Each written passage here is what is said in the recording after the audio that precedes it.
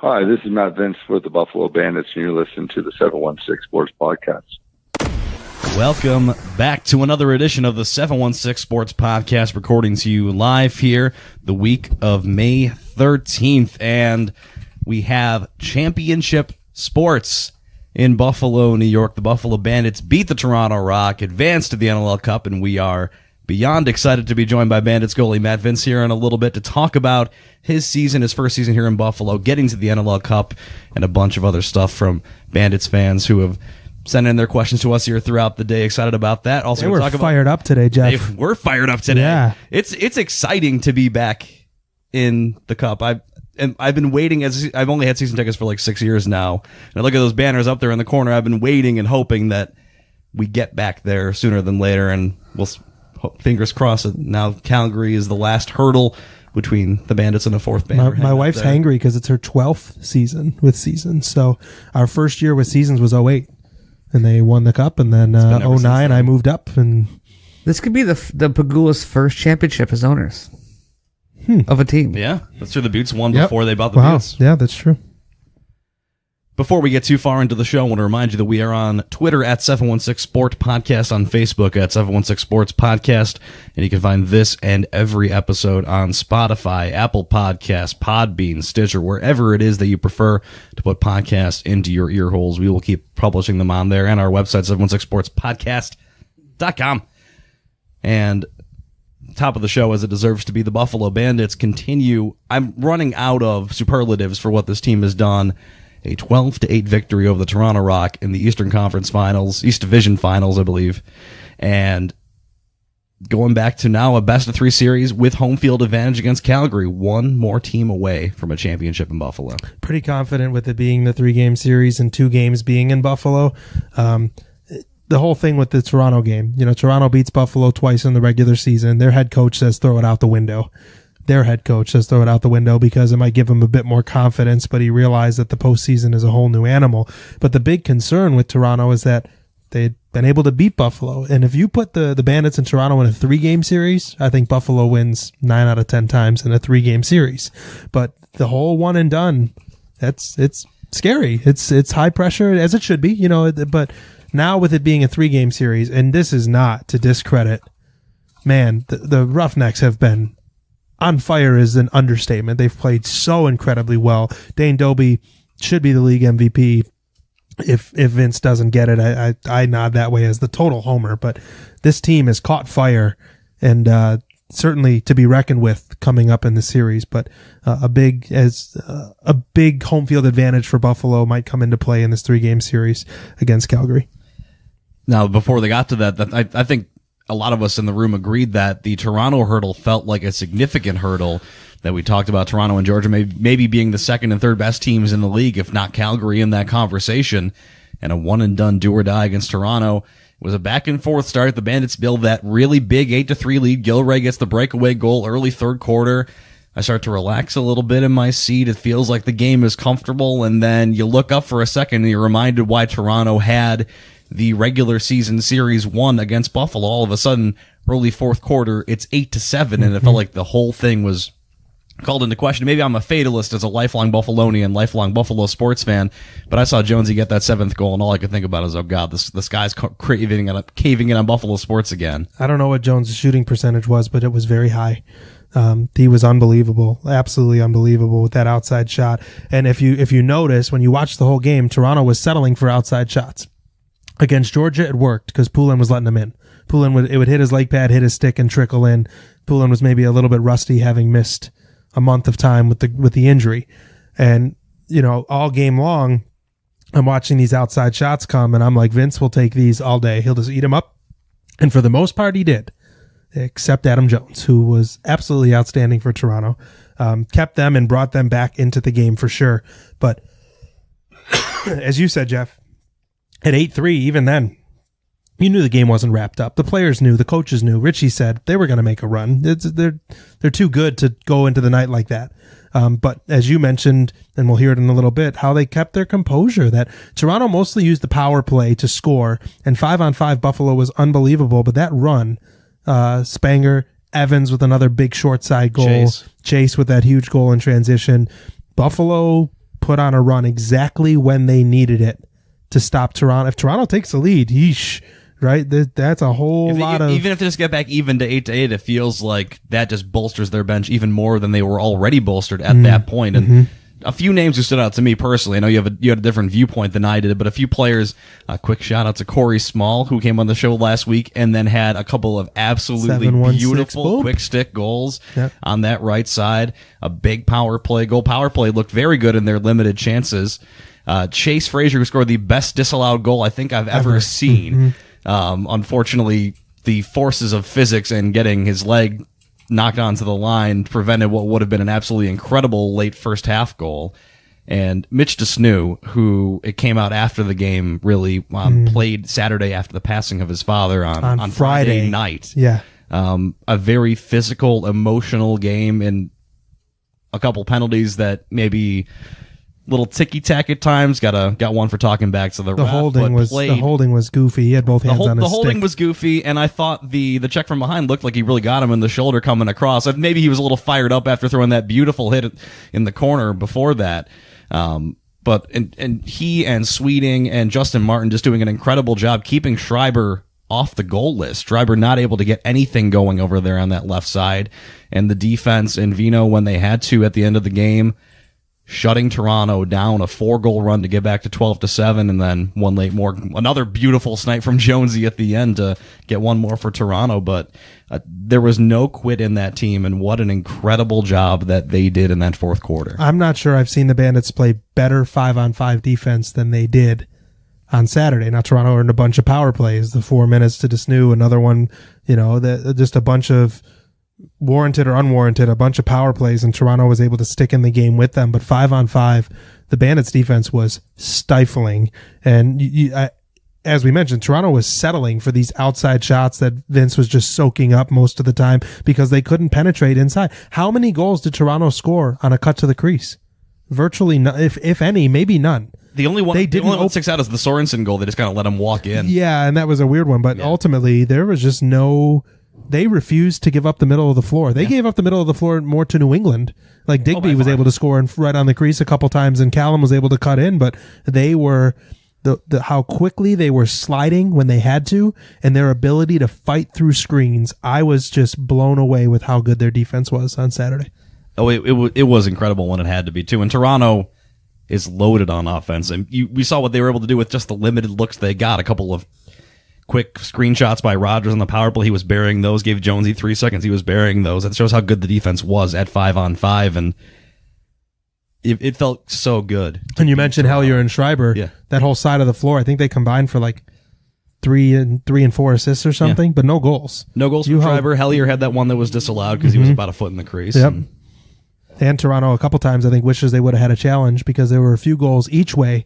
So Toronto challenges twice early, loses one, wins one, but then they're done, and they probably were wishing they had a couple more challenges for sure. But another complete game, though. Can we say that? Like, as much as the little run that Toronto went on, you can blame Buffalo and say they took their foot off the gas, but it didn't feel that way because it felt like it was a lot of power play, kind of circumstances beyond their control.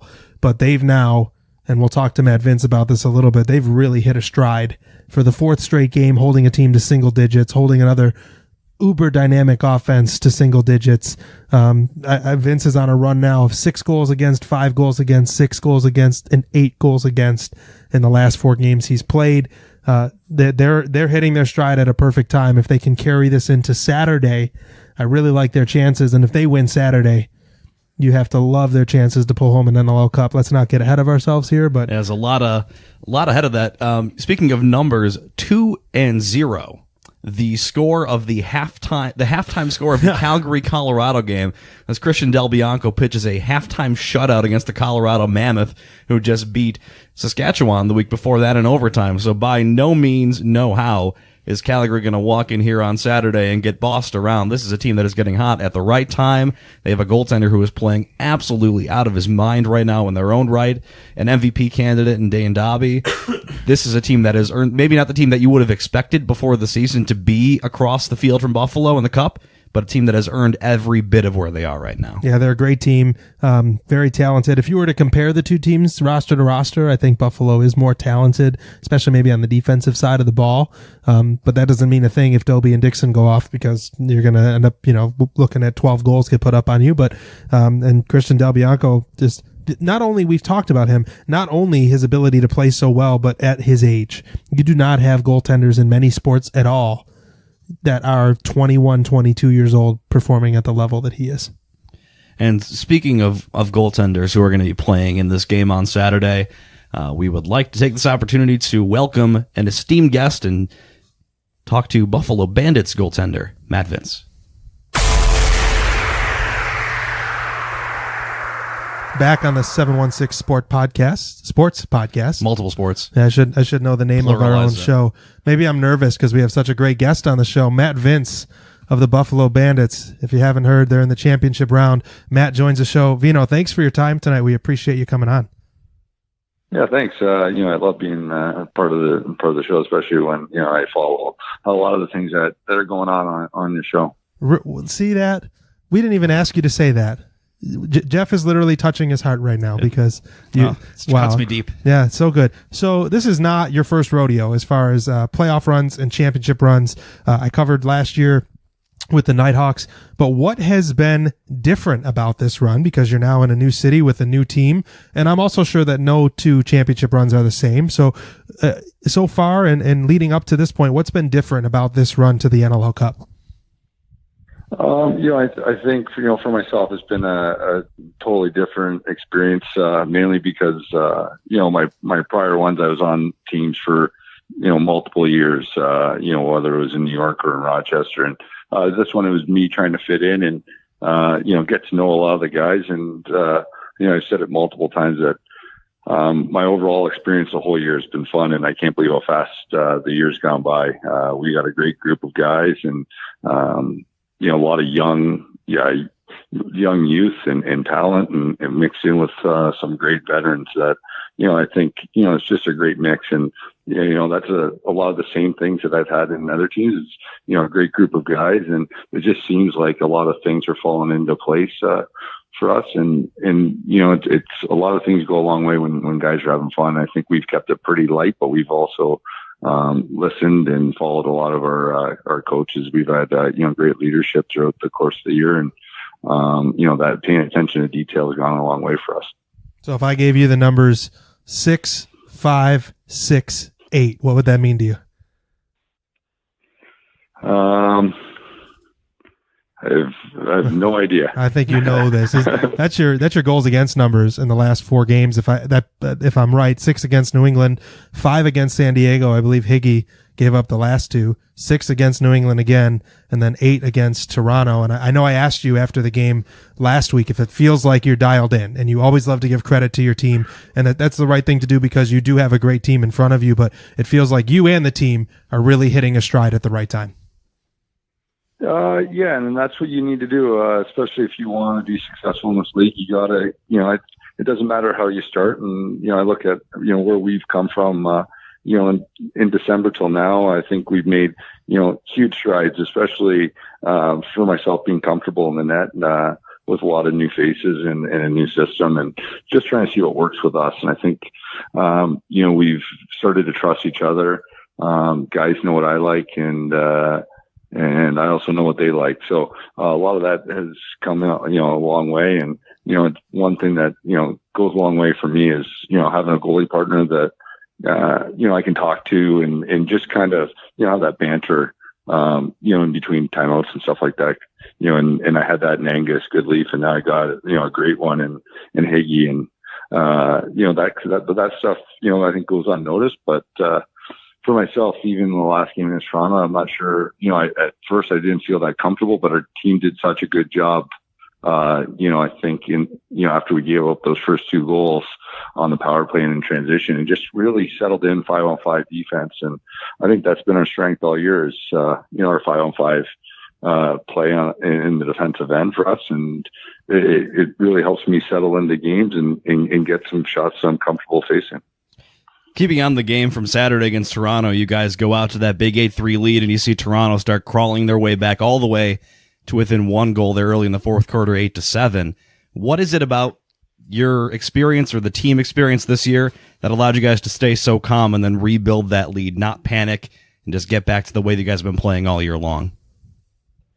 Well, it just seems for us that, somebody steps up in a timely manner and kind of, just shows that, we're not going to let that run mount. And I think we've tried to limit teams' runs, and Toronto was able to get a little bit of one goal in there and gain some momentum. And then all of a sudden, we score a breakaway goal. Matt Spanger comes down the floor and scores a timely goal. And it just seems like somebody else, it's not always the same guy. And it's a great part about our team is we've had so many guys chip in different roles, and, guys playing defense, offense, and, McKay jumping in there earlier when Burns, who was out, and play valuable moments down the stretch. We've had a lot of key injuries, so we've had a lot of different lineups, and somebody just steps up, and that's a testament to the group, the guys in our locker room and our coaching staff. Things can go wrong. I've been on a lot of teams where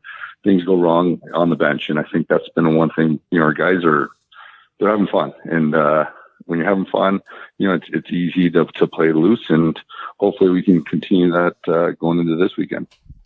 Now, keeping on, you mentioned communication with Higgy on the bench. Another thing I noticed watching you play is after every goal that's given up, there's always a defender or 2 defenders, 3 defenders that are over in your crease watching the replay with you and kind of dissecting what happened to prevent it from happening again. How important is it to you guys as a group to be able to, right after that happens, be able to break down the play and your communication to keep the other team from, they mentioned no runs, not snowballing, not getting back at you guys?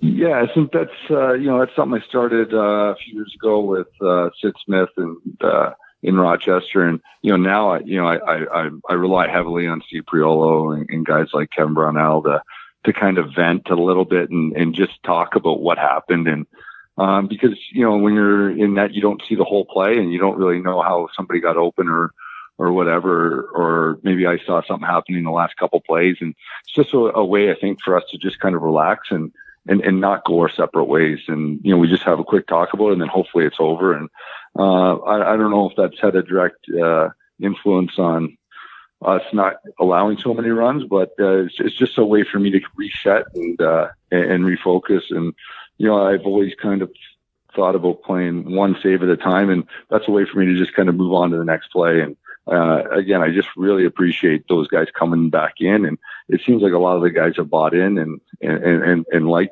I don't know if they like doing it, but they always come back and talk to me, and I really, I rely on those veteran leadership to go back and talk to Richie about what we were just discussed. And I'm not trying to discredit any team in this league because we've seen a lot of crazy things happen. But if you'd have told me 4 weeks ago that the finals would line up with Buffalo, I would not have been surprised, but with the Calgary Roughnecks.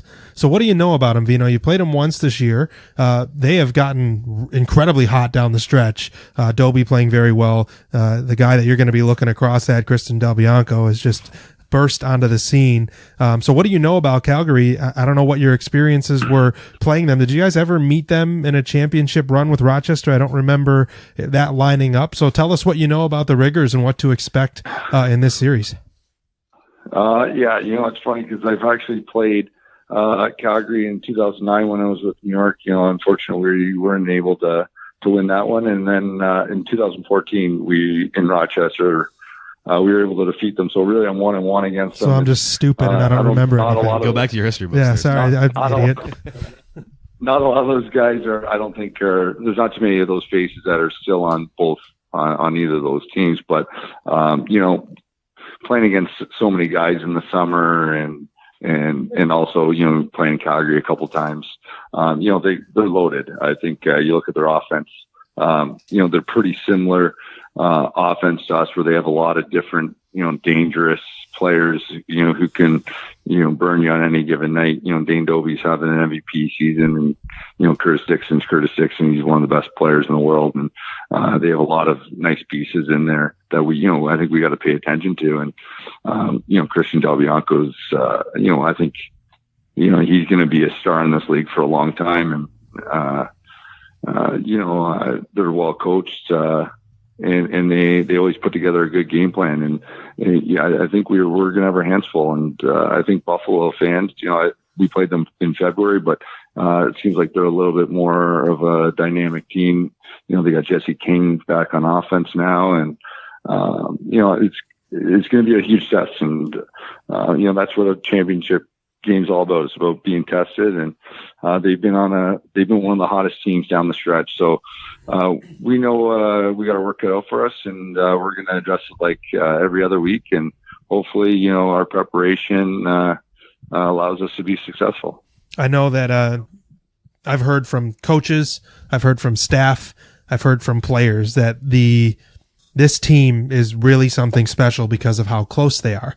I asked Corey after the last game, as one of the new guys, and maybe it's because there's so many new faces, but for guys like you and Corey Small, and then even Mickey and Gilly coming into the lineup, it seems like you guys have just been folded in to that dynamic. I think it's Teddy, the equipment manager for the Bandits, said, I've never seen a team so close. And Steve Priolo said, our last run in 2016, the team felt nothing like it feels right now. So you have an interesting dynamic. You've been on championship teams several times, made tons of runs.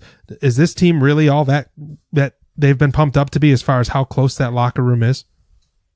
Yeah, and I think any championship team, you need that that kind of camaraderie and guys just gelling. And for myself, it's been a different experience because I was on Rochester for such a long time, and I had a lot of those relationships built. And Smallsy and I come in, we're roommates, so we're kind of out of it. But then there's also so many rookies. So the great thing about this group is that we've done all those those mainstays that were there prior to Dane and Priolo, Brownell. They've done such a good job of making this a good locker room to be in. And I think that youth, for myself, it's energized. It's energized myself. I think it energized Corey Small. It's contagious when those guys are coming to the locker room and they just want to go shoot, or we're doing a team building thing, at paintball, or all these different little things that they've done. The Bandits have done to kind of bring us together. It's gone a long way, and I think from training camp on, I think the guys felt that we had a lot of the right tools, and you don't know how everybody's going to gel together. And fortunate for us, we drafted not only good players, but they drafted great guys in the locker room, and the guys that they had, are also those guys that are team oriented guys, and our coaching staff's done a great job bringing us together and making sure that it doesn't matter about one person being a superstar.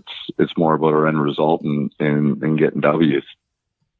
So we did crowdsource a few questions to throw at you quick before we let you go. One that stood out to me, and I know you and Higgy are very close. Is he at all worried that Dirty is going to take over his backup goaltending position anytime soon? I don't know.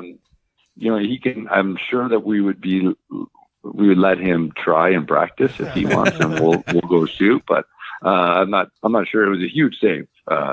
But again, I don't know if you're in net a lot, that maybe they could find a little bit of some of his flaws in there. And I think he did bait the guy to go high. He crouched a little low, so maybe next time the guy might go low on him. And you got to settle for us. Burnsy said he made the second save. When I got back in the net, I don't care what happened, but I don't know if I saved it or he saved it, but I think I was trying to hit whoever was in the way, but he might have saved it. So it was either way. It was an unbelievable set of events that I'm running back going, oh my goodness, we just gave up an empty net goal, and then all of a sudden it was two saves and a huge momentum shift. So I think we all noticed that you have some routines, some regiments, whether it's when you first take the floor, you are in full sprint, which I'm tired watching you, and I couldn't run like that without any equipment on, but you have some routines, whether that's, at the beginning of a quarter or before a game starts. Where did those come from? Is that just being a creature of habit to make sure you're locked in? Is that a mental preparation type thing? Yeah, I started a lot of those. People will say they're superstitions, but playing, I played hockey, goal for a long time and lacrosse. It's just kind of those things that I feel like there's things that I like to check off my list that, make me feel that I'm going to be successful. So they might be a little superstition, like I like to say they're routines that, that I just go through and hopefully that, they're going to help me be successful. It's just a mindset. And, the one about running as fast as I can on the floor, I think it was just when I first came to Buffalo, I'd never had to run that far before on the floor. And then I saw how many people were there and they were going crazy. It kind of motivated me. I just started running super fast. But yeah, I don't know. That was new this year. So sometimes routines will come and go, but there's been a lot of the ones, that I kind of kept through the course of my career. We did have one fan who mentioned that he has a 14-year-old son who plays goalie and was curious if there's any sort of drills or routines that you would recommend to a young goalie learning the game. Well, one thing that I try to do a lot of is hand-eye coordination. I started juggling, I think I was like in the 7th grade. I started juggling, as a preparation for hockey. And I think it's kind of helped me. And I throw the ball off the boards. I also turn the net around to face the boards, and I have a guy throw tennis balls off there. It's kind of those little reaction drills that, you got to stare into space, and then, hopefully that you can react and make the save. So, one of the guys that I've connected to over the years is Anthony Cosmo, a good buddy that's just taking care of me when I was working with the league, covering the team. And now you get to have him as on the coaching staff. And I love watching you guys, the three of you, Higgy and Kaz and you, talk, about just footwork or whatever it might be. And heard you guys talking about how you're a little bit, don't worry, I did not tip your hand to anybody, but I love it because it's really cool to see someone who is as storied as Cosmo. You're now breaking some of his records, but how great is it to have a guy like Kaz on the coaching staff to work with? It's unbelievable. And, that's one of the things when I first started talking to Chuck and him saying that Kaz, the goalie coach, like I've growing up in Canada, playing against him. And, I've been fortunate. I got drafted to San Jose. He was a starting goaltender. So a lot of the, my introduction into the NLL, I kind of was mentored. I kind of felt like Kaz was a little bit of a mentor for myself, trying to get into the pro game and, just some practice and stuff like that. So I feel like, I've always been kind of stealing some of his, thoughts and ideas, for the most part of my career and trying to emulate a lot of, the things that he does on the floor. And now, being away from him for a certain amount of years, going back and now talking to him, the one thing for myself, Higgy and Kaz that we all share, I think is, we all study the game and we all try to, be well prepared. And, Kaz does a great job of preparing us, whether it's film or different drills and stuff like that to help us be successful. It's great to have a goalie coach that, runs a lot of those shooting drills, cause he knows what, their team's tendencies are and where a lot of the shots are going to come from. And it helps when, you see that in practice and then you go in the game and, it's pretty bang on. So one last thing, Matt, before we let you go, and you guys, you play all season to get to where you are, home field advantage in the championship round. How important is it to you guys to have this game Saturday and a prospective third game at home in Banditland? It's huge. Just looking, watching Steve Priola's interview, this place, when you go out in that crowd and for myself, I'm only 35 minutes away. I have a lot of friends and family there, and a lot of the guys, their family members are there. And, you go out there and you don't want to just win for yourself. You want to win for the guys on your team and those people and those special people in the crowd. And, when you play in Buffalo and you see that atmosphere, it gives you goosebumps during the game. And when you think about, making, a save or scoring a huge goal, it goes a long way to energize the whole group, I think. And we feed off of it. I've been on the other side of it where coming to Buffalo, it's a lot of the times it's not fun, being an opposing team. So, having that, that seventh man type of thing. I think a lot of times it's our MVP in the game, and hopefully that, it becomes a big factor on Saturday. Give us your best ticket plug. We gave Gilray the chance, to Smallsy the chance, and they set the bar pretty low. Yeah, they were all right. They were all right. Yeah. So you give us your best ticket plug. We know that this is a big deal. Game Saturday, 7:30. So tell the fans and force them to buy tickets. Give us your best salesman's job. Well, I growing up in St. Catharines, I feel like I don't know why the Buffalo Bandits ever got away from this, but we'll sell you the whole seat, but we'll only need the edge. It's one of those things that I always remembered going to games at the Odd, and it was so true. And when you come to Buffalo, the KeyBank Center, it is a great atmosphere. It's not one of those things where you just sit down and you go on your phone. You're engaged in the game, and you don't need the whole seat. You're only going to need the edge, because hopefully when we get rolling, hopefully it's going to be a great atmosphere, and again, you're only going to need the edge of the seat. So that's the way the NLL goes, and hopefully we're going to live up to that. Start selling shirts. I do remember that catchphrase, though. Yeah, that's a throwback from the youth. Tickets available on bandits.com. I'm the oldest guy on the team. I might have been the only one exposed to that. Well, I mean, Steve's not going to out himself here, but no. But like Matty Gilray and those guys, they never saw that commercial. No, or billboard. They're probably like, "What the hell's the Odd?" They have no clue. Yeah. So funny, just an interesting story. I was at the last sporting event ever in the Odd. The '96 championship game over Philadelphia was the last sporting event in the Odd. People were ripping their seats out, like the cushions off, and apparently there was like a Celine Dion concert or something after it. But the last sporting event in the Odd was the Bandits championship over the Wings in '96, and I was there, so that was pretty awesome. Well, Matt, thanks so much for your time. I appreciate it. We'll see you on Saturday. Best of luck on Saturday as well. I'll see you Saturday morning. Okay. Thank you very much. Thanks for having me. And thanks again to Matt for taking time out of his evening and talking here with us. A great interview. And again, for those of you who need another reminder, we're going to give you one last one before we move on here. Tickets for this Saturday's first game in the NLL Cup available on Bandits.com. 7:30 face-off against the Calgary Roughnecks. Game one of potentially 3 for the Bandits' prospective 4th NLL Championship. So moving to another team that plays in that same building, we've been waiting with bated breath for about a month and a half worth of shows now for the Buffalo Sabres to do something on the coaching front.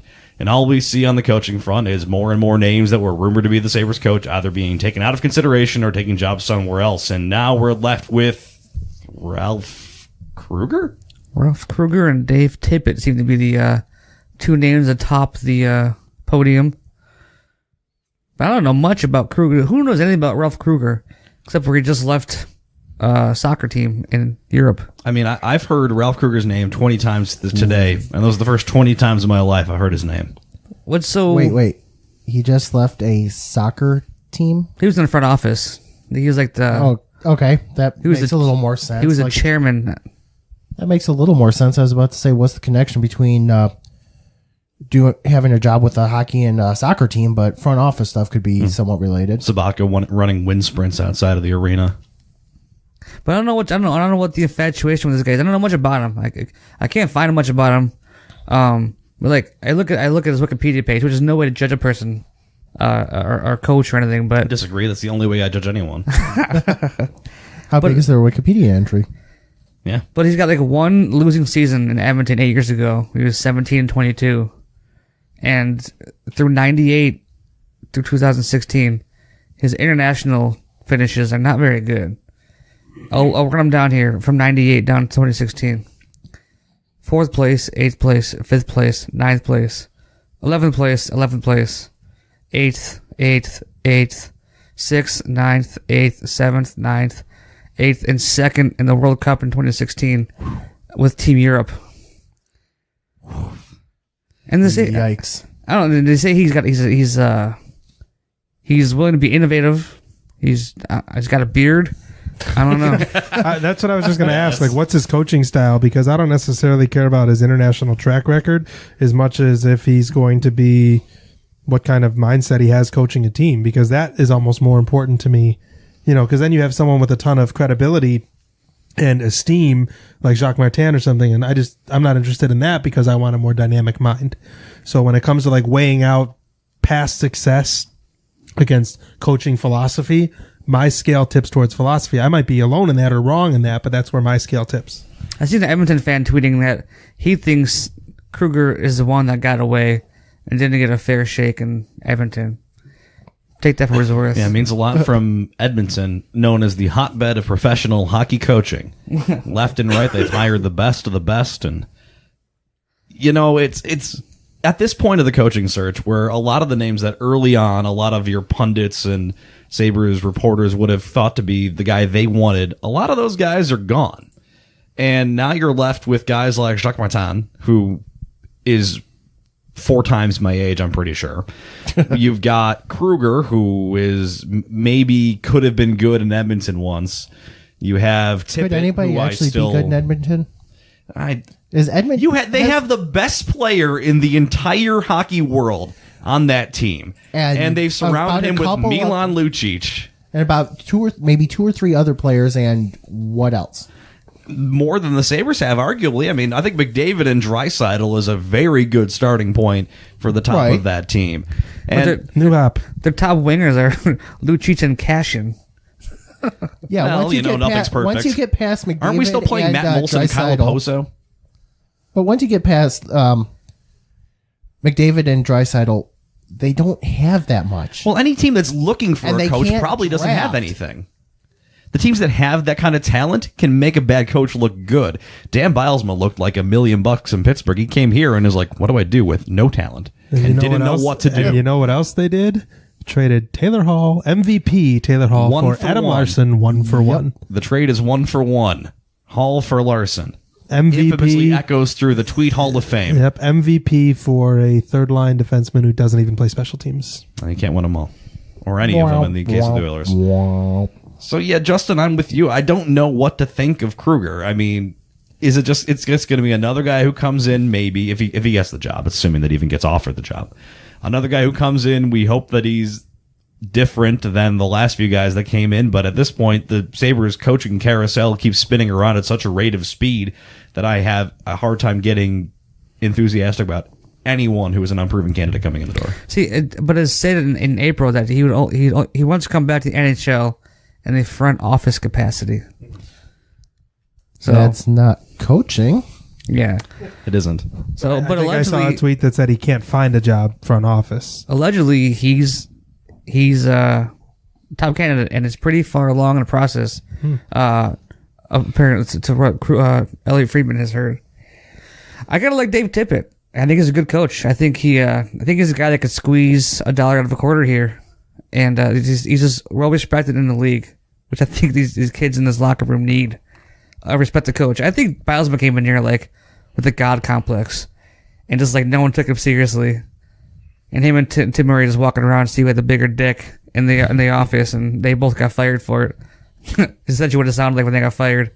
But I think I want to say if I'm picking a coach, I like Dave Tippett, and I hear he's very very structured defensively, which I think is another team this team needs after dealing with Phil Housley for 2 years. Yeah, you need the structure and a structure that players buy into, because my understanding of how things have gone the last few years is that players don't exactly want to go with the offensive scheme that is being presented to them. Now you can argue how much of an offensive scheme Phil Housley really had, or how any recent Sabres coach has really had.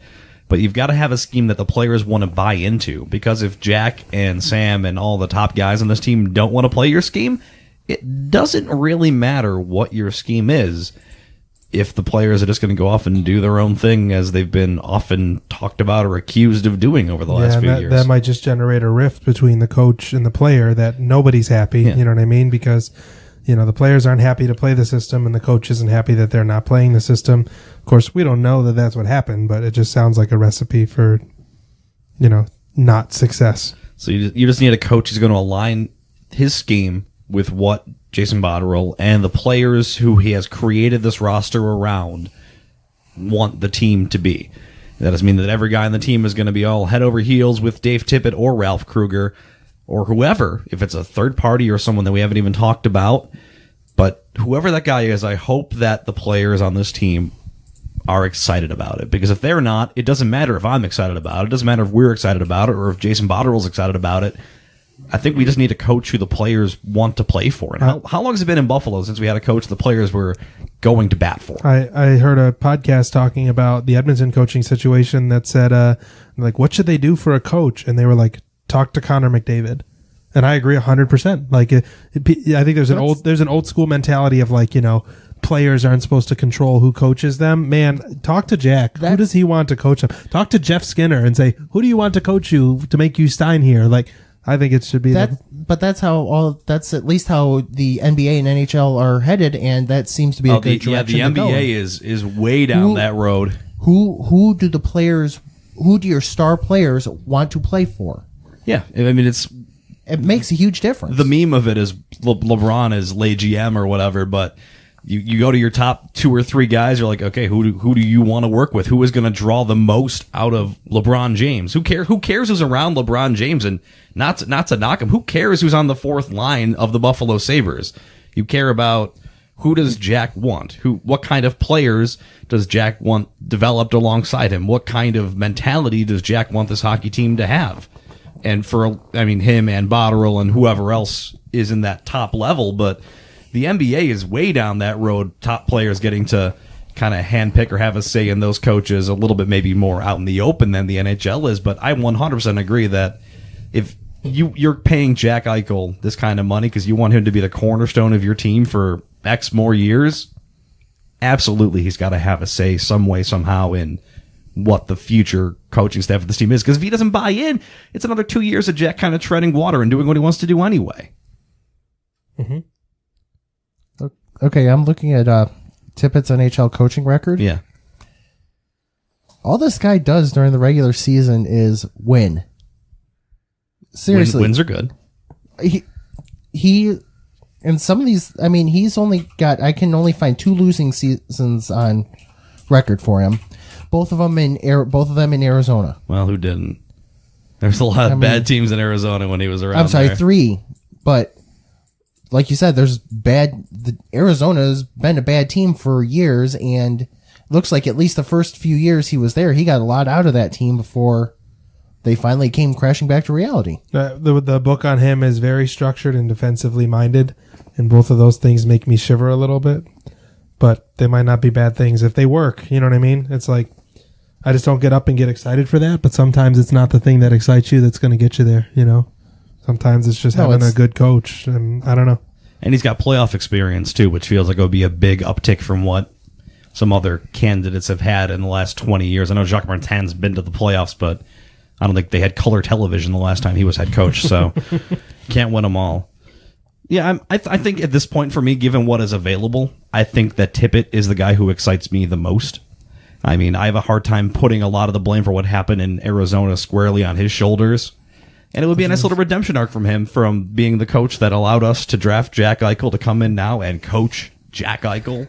It's a nice little redemption arc. Dave Tippett was there in the tank years. He was the guy who had us doing celebratory howls. They were in the conference finals in 11-12, and then 51 points in 12-13 for the McDavid Eichel runnings. They got Dylan Strome out of it.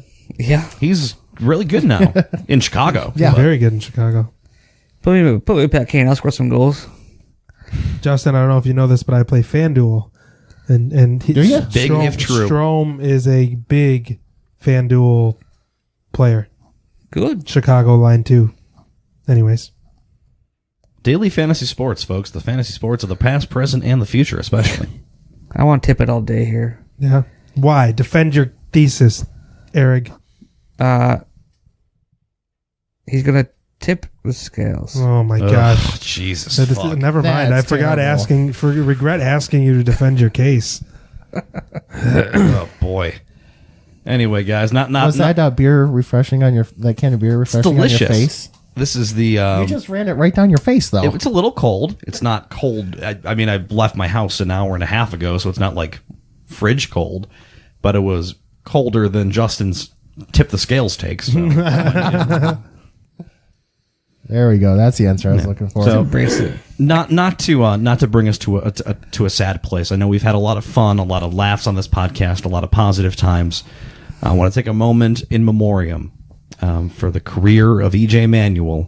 As earlier today, it was announced that EJ Manuels, apparently, by the way, did you guys all know he was playing for Kansas City? I did not know that. I did not. Last I knew, he was in Oakland. Kansas City Chiefs quarterback EJ Manuels announced today that he is retiring from the NFL. Truly the end of an era for EJ Manuels, former Buffalo first-round draft pick.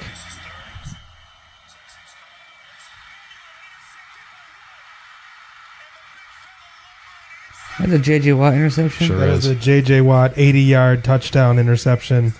And I think maybe the best part is EJ trying to catch him the whole time. That a quarterback who is known for his athleticism, now J.J. Watt is a freak, don't get me wrong. Yeah. Incredible But athlete. it looked like, it wasn't even close. And yeah. Well, It might have been a play at the end of his career. I think he got pulled into that. And then it did here. I think the next series he got pulled for who? Who then? Oh, God. Jeff Toole. Was it Toole? No, well, Toole did play when he got maybe. hurt against Cleveland. Jeff Toole came into that game and they lost. I don't know who came in. That's a great question. But Was it Tyrod? is it so sad that we're sitting here having this discussion? No, Tyrod came in and started his first game here. Yeah. That's right. Yeah. Tyrod was traded for in the offseason and then immediately became the starter, which I was very happy about at the time. Yeah, we can go back into those annals again sometime soon. Pass.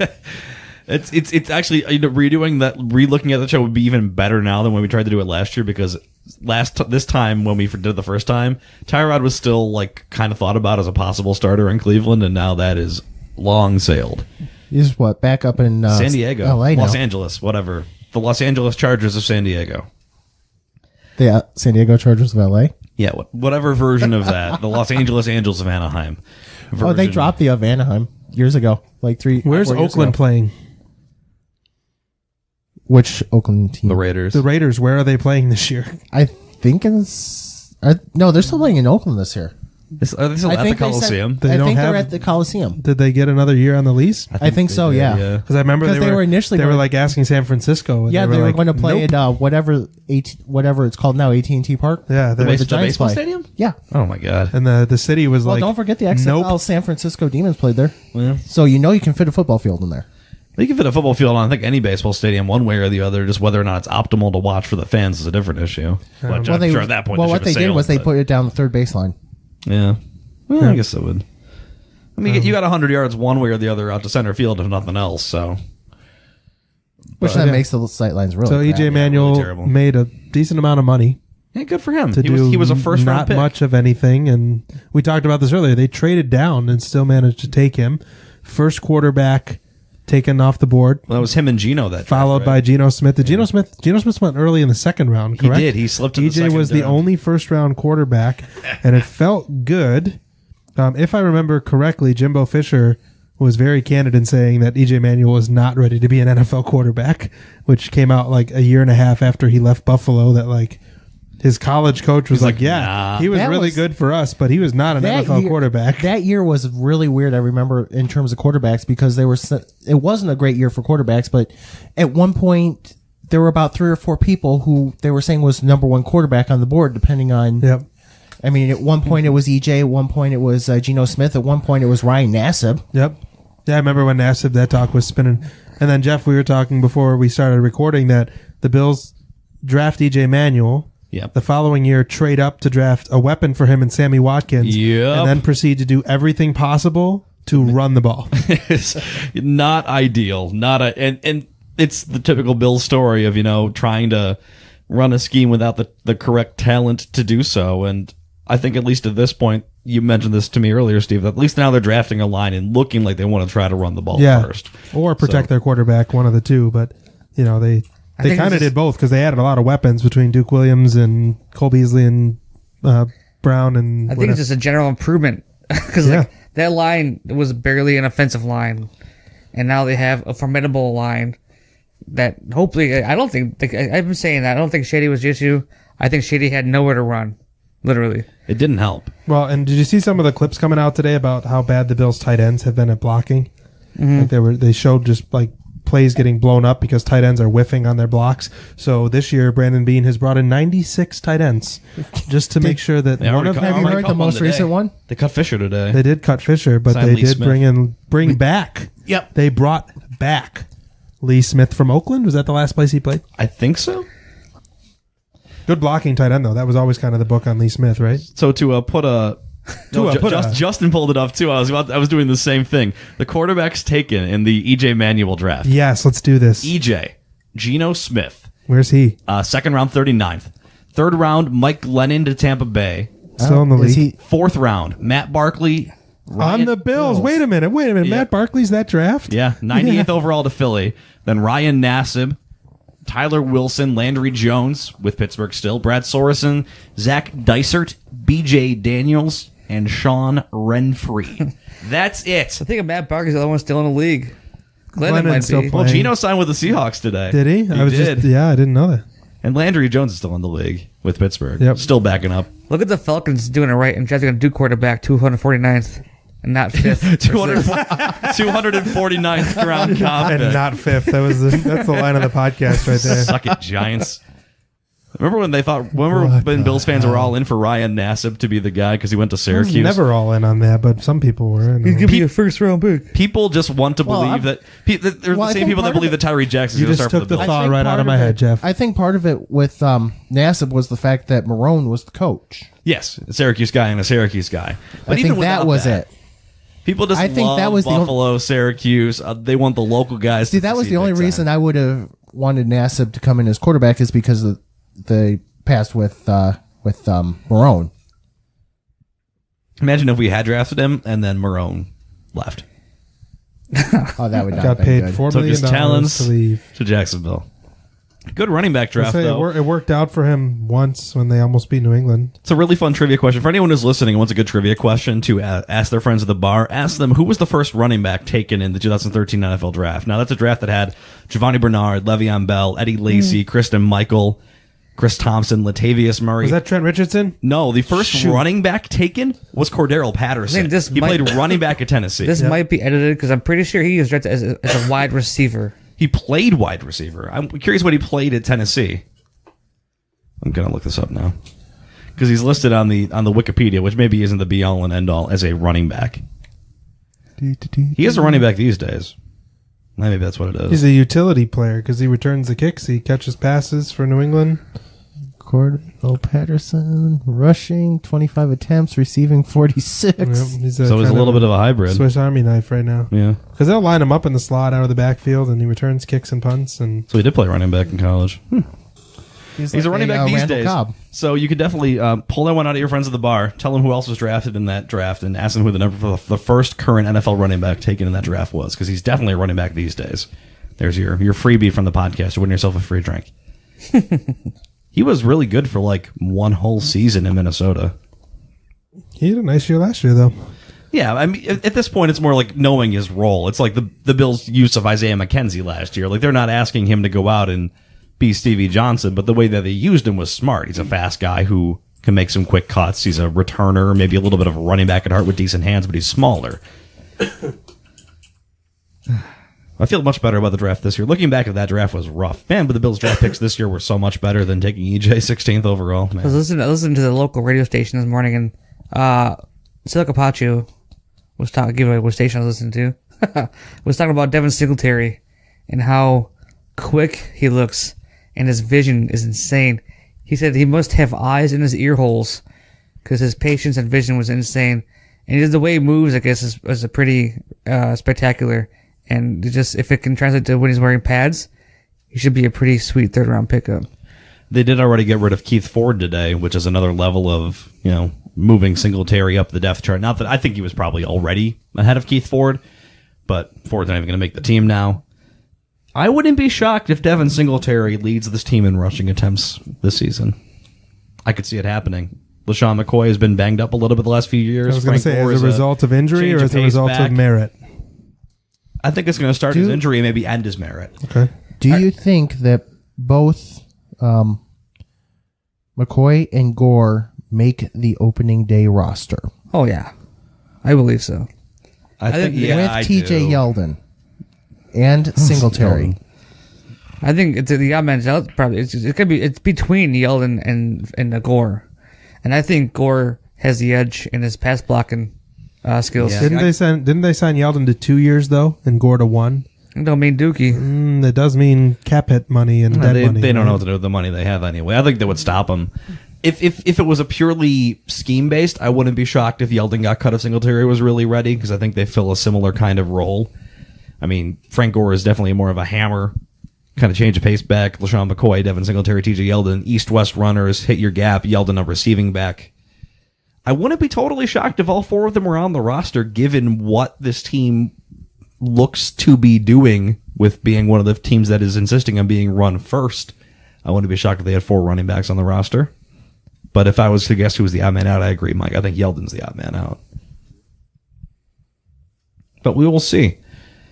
It's going to be an interesting offseason. It was nice to see the rookies already out of mini camps. Ed Oliver running around wearing 97, doing drills. Everyone's impressed by the rookies while they're competing against other rookies. Of course, Ed Oliver and Devin Singletary are looking good, playing against not the guys they're going to play against in the NFL, but I'm going to enjoy it while I can, because I choose to believe that Ed Oliver, Devin Singletary, Cody Ford are going to be just amazing future Hall of Famers. So, Well, didn't somebody describe Oliver as a like a slippery bar of soap or something like that on the defensive line? As opposed to the old non-slippery bar of soap.